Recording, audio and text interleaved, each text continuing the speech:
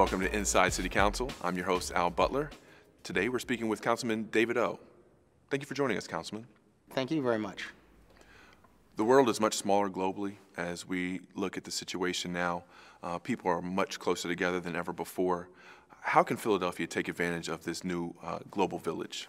I think that Philadelphia is a city with a rich history here in the United States and actually all across the world, because we're the birthplace of liberty.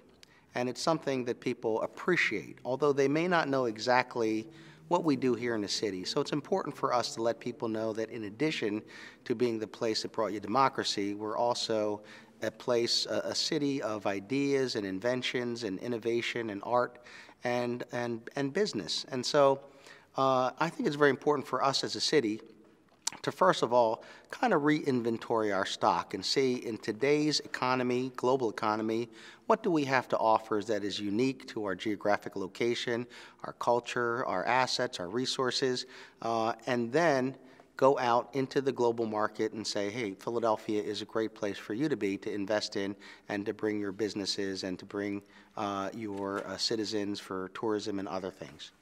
Tell us how City Council can address this specifically. City Council, for the first time in its history, has created a committee on global opportunities and the creative, innovative economy. That was created by our City Council President, Darrell Clark, and I was fortunate to be named the chairman of that committee. And it deals with really three areas that are in the name of the committee: global opportunities, creative, and innovative economy. So the global opportunities really has to do with just expanding our scope and who we do business with, from just being local or regional to being international. And it doesn't matter whether you're an academic institution, a small business, a large corporation. That's something that we can do. And if you're, for example, a museum, are you receiving enough visitors from other parts of the world? In terms of creative, innovative economy, that has to do with person's inventiveness and their perspectives on things that in this day and age of technology and innovation, that we are engaged as a city in being a hub of those activities. What is Philadelphia doing right, and what can we do to be better and to attract more companies? One of the things that we've done correctly is that we're the birthplace of liberty, and that's a great starting point as an entree to people all over the world. We have about 85 colleges and universities in our city, not including the surrounding areas, and so that's another thing that we've done right, if that's something we've intentionally done, but that's something that we have. And so we are a biotech and pharma hub, a healthcare hub, not only here in the United States, but around the world. And so those are some of the assets that we have. We are fortunate to have a river and a port, an international airport, although, you know, at this point in time, we need more international flights, more direct flights going to other parts of the world. But those are some of the things that we've done right. We've also kind of found ourselves between two important cities, and not in a competitive sense, but in a complementary sense. The financial capital of the world, New York, and Washington, D.C., the political capital of the U.S. And so basically we are well situated in this corridor to offer, in this time of faster travel, access to both markets, even up to Boston or down to other parts of the U.S. But we're in the most populated section of the country. And so those things, among others, are what's good about Philadelphia. We have a rich cultural history, lots of museums, a lot of kind of art and culture here that goes well with innovative, creative, entrepreneurial folk. And so those are things that we've done well. What we have to do for the future is really to inventory what we have and really try to see what is unique about our situation, what's most desirable to those who can come here, invest in our city, create new jobs, better jobs for people, and also bring good opportunities to people in our city. And so I think if we would look at how we can improve, for example, as I said, we're about to expand our airport, but you know, are we reaching the right parts of the world? We are very close to a very large asset in natural gas? What are we doing to really make our city unique and competitive when it comes to that asset? You know, these are the type of things that I think we have to do. We have to look at our tax structure, and then obviously two important things for people right here in our city is our school system. What can we do to be competitive in terms of providing the best education possible to our young folks? And the other is crime. We have to be a safer, more livable city. It's interesting you say that, because a lot of times when people consider these things, they think about infrastructure and how I can get something from A to B and how that works. But oftentimes people don't consider the quality of life issues, the quality of the schools, the quality of my neighborhoods. People don't necessarily consider that when they think about attracting businesses globally. I'd like to really emphasize that any of these things, foreign companies, foreign investors, foreign employers, foreign visitors, don't have to do with foreigners. They have to do with people who live in Philadelphia and our surrounding area. This is all about Philadelphians. What we're talking about is how do we bring new money, new jobs, new opportunities? How do people sell more things right here in our city? And how do we retain good jobs? And how do we bring new jobs here, new employers? So whenever we're talking about international, while we can also talk about our reach and having all these cultural choices and things, but ultimately the bottom line is we're trying to improve life here for Philadelphians. And in doing that, we do also find, as you mentioned, that it's not just what people think in terms of, well, these companies think about lower taxes and things like that. Many of the companies that we deal with or try to bring to Philadelphia think our taxes are very low because they're coming from other parts of the world where the taxes are very high, or they've been looking at New York where the taxes are far higher than Philadelphia, but they have other concerns. And those concerns coincide with a better life in Philadelphia. They will say, hey, you have low taxes and you're well situated, but your crime is too high. We don't want to set up our company in a city with that much crime. Or they'll say, you know, this is a great place and you have great universities, but we don't see a pipeline of other types of workers. Sure, you're going to have great, you know, workers for us because they graduated from Wharton or from Drexel or Penn or any one of your fine institutions, but we have another segment of the workforce population, and that's where you're failing. So we don't want to come because of your school system. You have to do a better job with your schools. And so from that end, the idea of making our city more attractive for the immediate needs of jobs and good jobs for our citizens also means that we have allies and friends in reforming and improving some of the basic needs of people in the city. The term workforce profile, tell us about that. What does that mean exactly? Well, you can imagine if there was someone who wanted to set up a small business and needed to hire about 20 workers, that you know, they have to look out and see who will apply for this job. If you're going to set up in a certain section of the city where you don't think you're going to be able to find 20 good workers, then you may set up in another section of the city where you will find those good workers. So, for example, if we look at Boston, Boston is a smaller city than we are, actually quite a bit smaller. But when you look at the profile of folks who are in Boston, 45% of the Boston population has a college degree or higher. When you look at Philadelphia, it's like 22%. New York is like 32%. So when you look at that number, a company that could be a major employer for us will take that into account. Like, where will I get the number of people that I need, the best applicants to actually work at my company? Another thing that they may look at is how many students graduate from high school, how many drop out, how many end up in jail.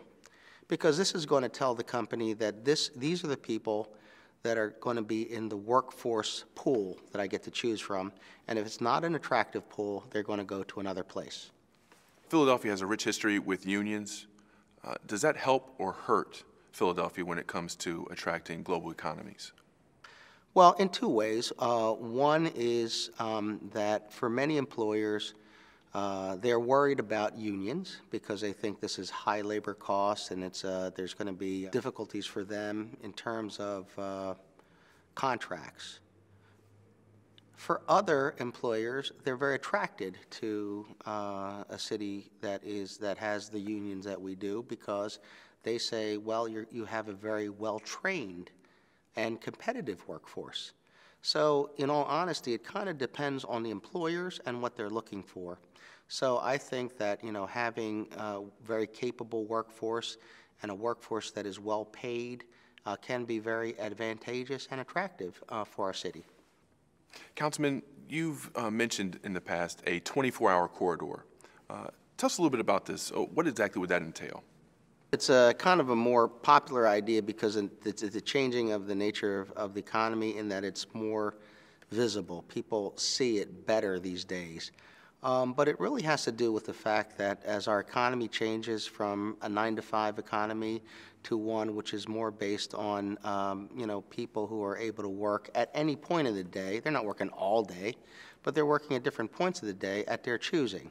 So whether they're a writer or a filmmaker, whether they are a scientist or someone who's dealing with new technologies, they're really not showing up to work by 9 and leaving at 5. And so, one thing is that for people like that, whether they be musicians, artists, or scientists, that a section of the city where they can gather and find like-minded people, where they can also carry out the business that they need to do for their personal lives, whether it's be shopping or administrative things, where they can collaborate, and where there will be kind of a situation which is conducive to that type of creativity. So whether people are doing robotics or whether they're doing dance, they find themselves similarly challenged to be more creative, to be more inventive.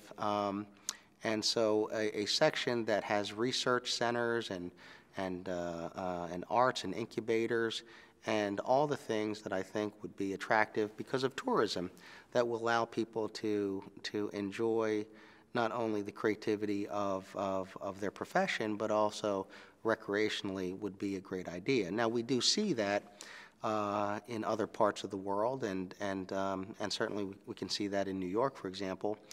But, we have seen in other cities a development that is specific to the idea that if you are an advertiser, a musician, and somebody else is a scientist, that we benefit by kind of interfacing with each other, being stimulated by each other's ideas and activities, so that we could be more creative in what we do. Would that corridor also include shops, gyms, nightlife? I think it's not unusual for folks like you and I to say that, at certain points in our life or in our profession, me being older than you, that, as an attorney, I might get done my work day at 2 o'clock in the morning. For me to decompress and, get some fresh ideas, and so I might drive up to New York. That's a place where people are out and about, and I can meet some friends and really have discussion and ideas and other things. But I think for our city, we as a city can do that. A lot of townships and other places around us can't do that. They're not a big city. And I'm not saying this is right for every neighborhood in Philadelphia, but as a major international city, yes, there should be a place where people, wherever they live, can come in to shop, to meet, to collaborate. So the idea can be further developed, not just around, federally funded research and all the university and professors and whatnot and the businesses, but also the idea that you and I could meet at a coffee shop with other people, and while we're having a cup of coffee, we could be seated at a table that had some technology that allowed us to exchange our ideas and to put things on the table between us. In terms of the 24-hour corridor, have you found that people are open to it? Are they resistant to it? What kind of response have you gotten? I've run into both enthusiastic, acceptance and certainly resistance over the idea of a creative, innovative area that's kind of 24 hours. And it doesn't necessarily mean like 24 hours in the sense of there's a place that's open 24 hours like a 7-Eleven. It means a section of the city where activities can be done on a 24-hour basis. So we would have incubators and research centers and universities and even governmental functions and shopping and other things that are centered around people who are in the creative, innovative fields. When you ask me how has that idea been received, well, you know, I think a lot of people, particularly those who are in the technology fields, in the innovation fields, and art fields, they love the idea. They think it's great, especially people who are aware of how things are developing in other parts of the world, the investments that are occurring. For example, Incheon put $42 billion into building an international business district for 77,000 inhabitants, 300,000 workers. So the other part of this is it's not simply keeping the city the way it is because we don't see anything happening around us. It's also knowing that in places where we can't see, except on the internet, that they are also doing things, and if they are doing it at a far greater pace than we are, then we will, and our region will be behind the curve. I think some of the resistance, you know, while they certainly can be legitimate for many reasons, much of the resistance to the idea that I run into comes from people who don't want the city to change. They're used to a certain type of Philadelphia. They want it to remain that way, and many of them really are hoping that manufacturing of the 1950s comes back to Philadelphia. And I'm not sure that it will. I think manufacturing can come back to our city, but not the way it was. And I think a big part of why it would return is plentiful and affordable energy that makes this region attractive and competitive on a global basis. But that will also have to do with what we decide is the future of our city in terms of how we plan and develop it. Obviously, immigration is a big issue right now. I'm wondering how Philadelphia and the state of Pennsylvania handling immigration, how that impacts what you're trying to do with a global initiative here in the city of Philadelphia.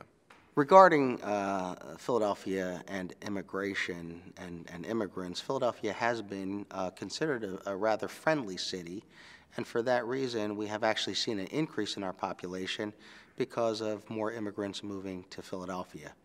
That signifies something very important. It signifies that people who are not born in any particular city or town in America are choosing, either while they're here in the U.S. or overseas, to come to our city because it is attractive to them. And that's, I think, a good thing for our city. It also means that we are having more and more people enter our city boundaries to populate our city, live in our homes, and to become business people and investors in our communities. What would be the timetable for an implementation of a global initiative? Are we talking 5, 10 years, or is this something that can start to happen immediately? Well, I think there are things that are immediate. I think it is actually an ongoing process.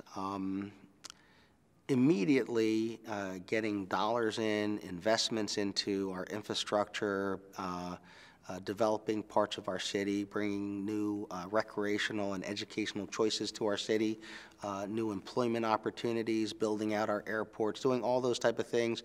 Those are rather immediate, in my opinion. But as well, if, you know, once again, it's not really that we could have a 5-year plan and end it there, or a 15-year plan.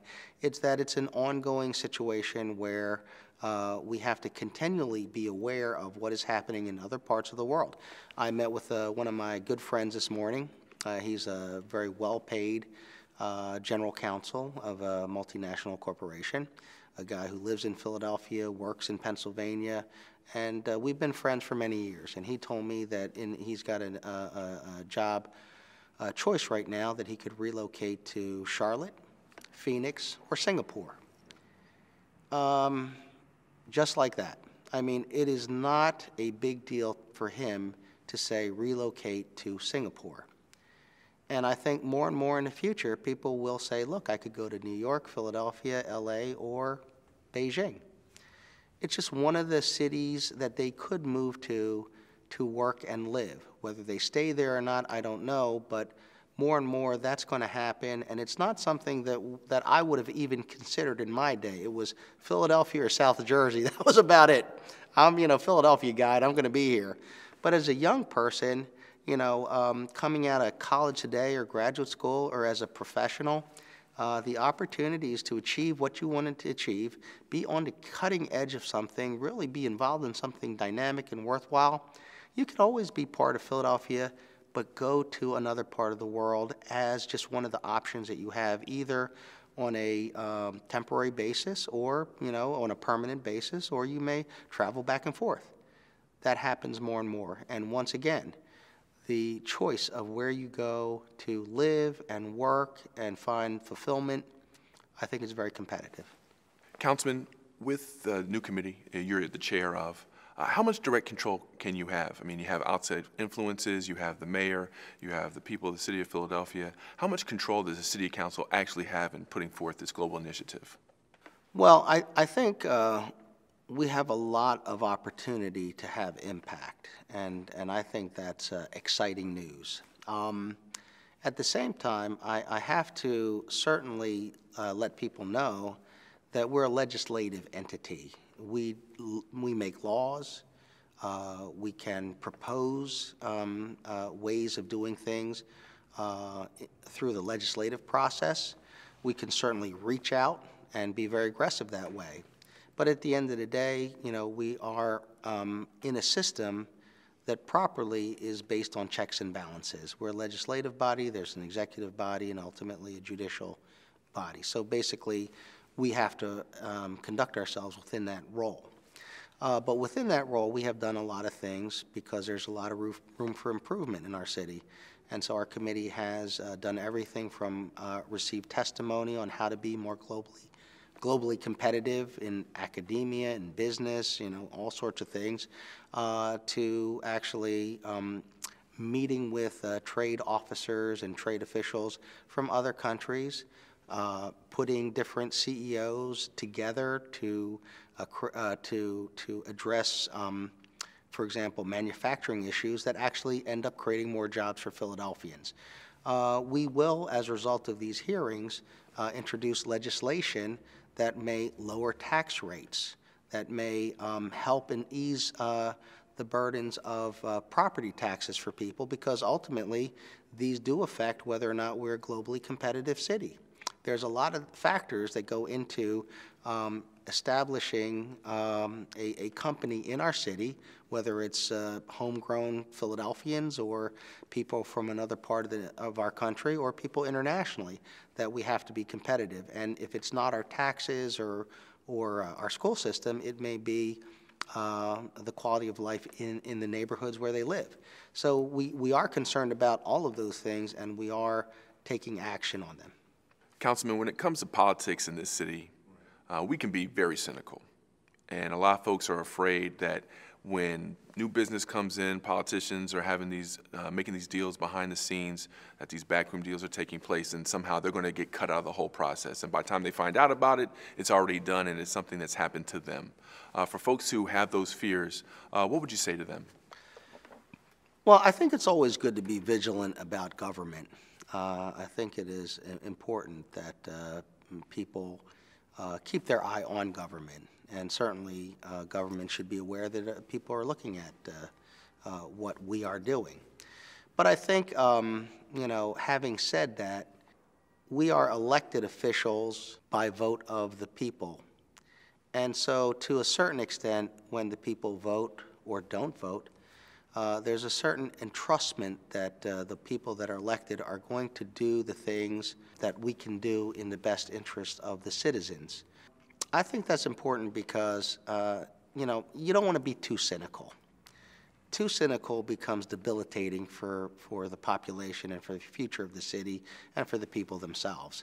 So the issue about backroom deals, I think to a large extent, when you look at it not as backroom deals, but the fact that, we need to get things done, that we have to make choices about what's best for moving this project forward, I think that's a positive way to look at it. The other thing is that when we talk about the, moving this global agenda forward, yes, it should be inclusive of and transparent as much as possible, but it should be inclusive of all persons. And so kind of as we do this, the thing to keep an eye on is that we're talking about new opportunities and changing the ways things have been done. And in that, if there weren't opportunities for people the way things used to be, because they weren't part of that network, old boys network or whatever you're going to call it, here's a new network coming in. They don't have any old boys here.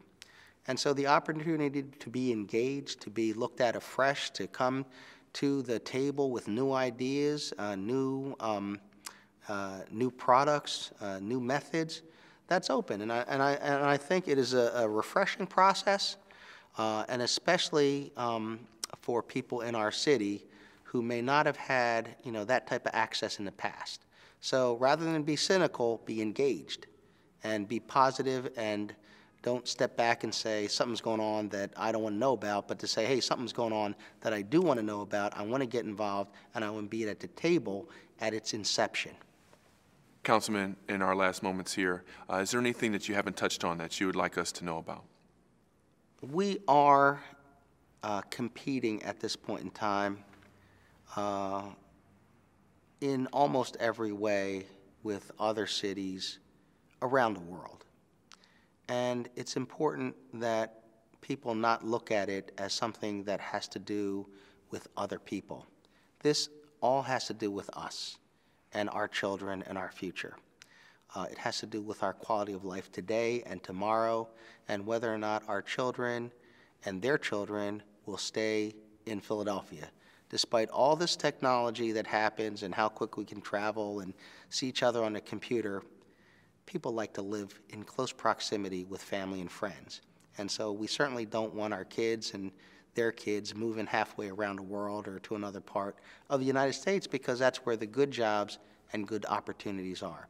So let's make our city and our communities and our neighborhoods the great places that they should be. Thank you, Councilman. And thank you for watching Inside City Council. I'm your host, Al Butler. See you next time.